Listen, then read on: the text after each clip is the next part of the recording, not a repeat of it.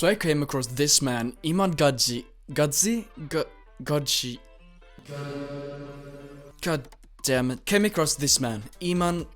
whatever. Around a month ago, I've watched a good amount of his videos, from simple do this and you'll get this, to motivational blah blah blah type of videos, but I haven't really gotten to know him or his values yet. I don't know who he is. I mean, sure, he's a 22-year-old multi-millionaire, started his own business at 16 years old and built his wealth up from there. But who really is Iman Gadzhi? And why did he suddenly show up in my life? To understand, let me take you back to a time before Iman. A time where I looked up to mostly 3 YouTubers. There was Niklas Kristl, Ali Abdal, and of course Hamza. I've watched a truly humongous amount of his videos, and I know Hamza as a person. I know not only his message to the world, but his core values as well. And that makes him easier to connect with as a viewer. And I haven't really gotten to that stage with Iman. I don't truly know who he is behind his videos. He is quite transparent and relatable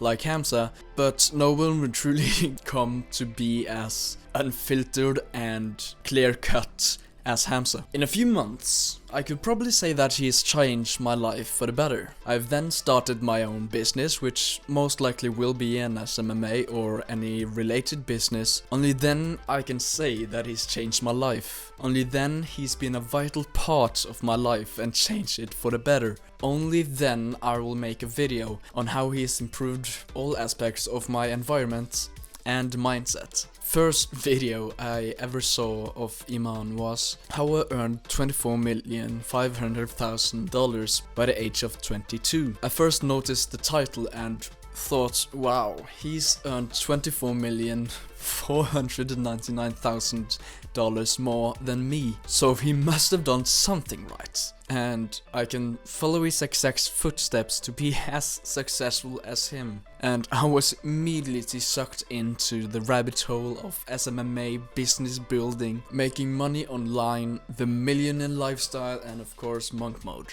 The list goes on. Since then, I have watched a lot of his videos, thanks to my YouTube addiction. I have really begun connecting with Iman a bit more and more after each video I watch. Well, eventually, I subscribed.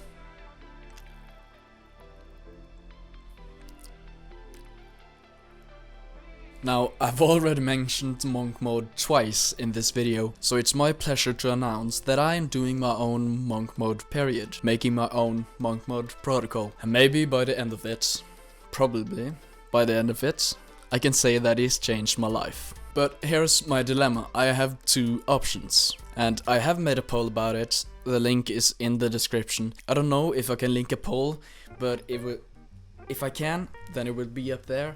If not, then there will be a link in the description. I can either start now or begin next year, the 1st of January. If I start now, then obviously I start immediately and I can get my work done much faster. But it's Christmas time, so the rules get a bit dodgy if I want to actually have a good time. I would have to sacrifice both sides of the coin. Both the fun part of Christmas time and New Year's and the productive time of my monk mode.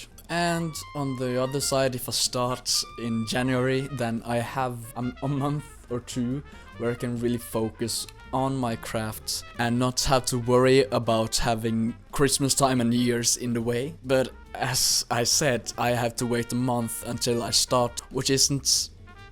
I feel lazy if I do that. Of course, I will do work in between Christmas and New Year's.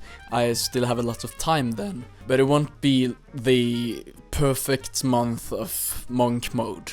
I'll have a look in the next days on that poll to see what you have voted on, and I'll make my decision probably 3-4 days from now. Without further ado, here's my monk mode protocol. Let's start off with no social media and no streaming services. With acceptance to YouTube if I'm doing research and or watching educational content. And the only exception is when I'm eating dinner with my family, but I can't for the life of me get them to turn off the TV, and the social interaction I get from eating dinner with my family does outweigh the possible distraction I get from the TV. And following up on that is no gaming. I have been really good at staying off my PC. I haven't touched it once in the last 2-3 weeks, but there's always some attraction to wanting to play games, especially with the new DLC to GTA 5 coming out and my friend trying out modded Minecraft. Number 3 is no fast food, snacks or dessert. Now the rule is called no fast food,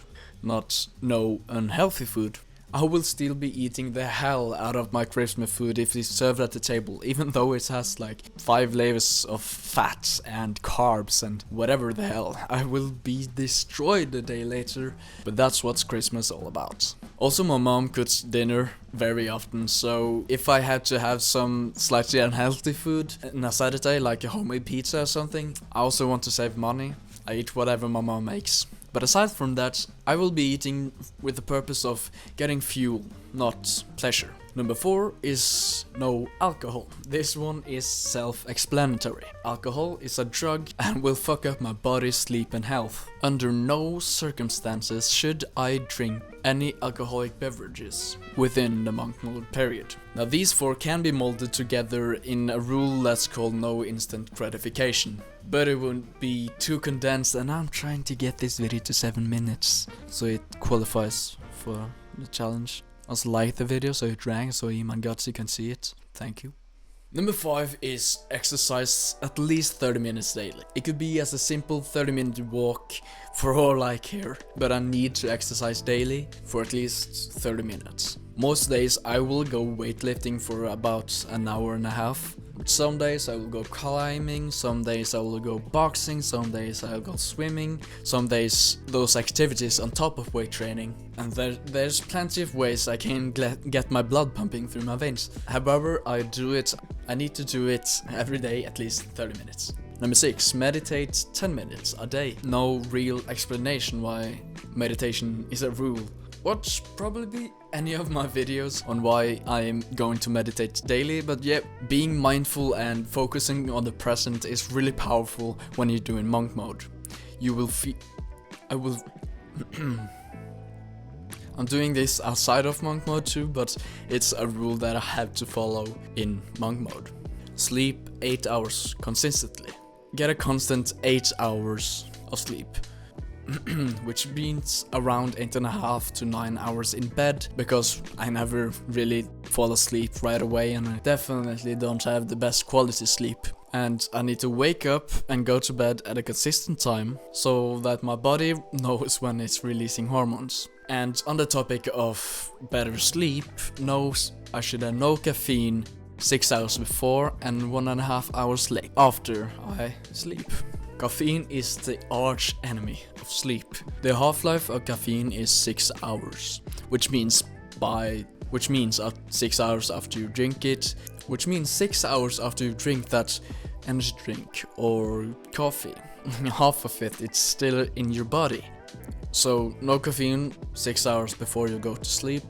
It's a really good rule to follow because your melatonin needs to blah blah blah. It's a lot of science. Also, when you wake up, you still have a lot of melatonin that needs to go through your body before you can truly wake up. But if you drink caffeine, you block those receptors, which makes the melatonin just stay in your body. And when the caffeine eventually runs out, your melatonin then starts to hit, and that's why you crash in the afternoon. So if you just wait around 1 hour to 1.5 hours after you wake up to drink your coffee, then you would not have the afternoon crash. So again, vote in the poll down in the description or here, I don't know. And I will duly note your opinion. And if you have anything else you want to say or express, then leave that in the comments down below and I will answer your comments. And even though Iman Gadzhi hasn't changed my life yet, there is one YouTuber that did. Check out this video to find out how he did that. See you next time.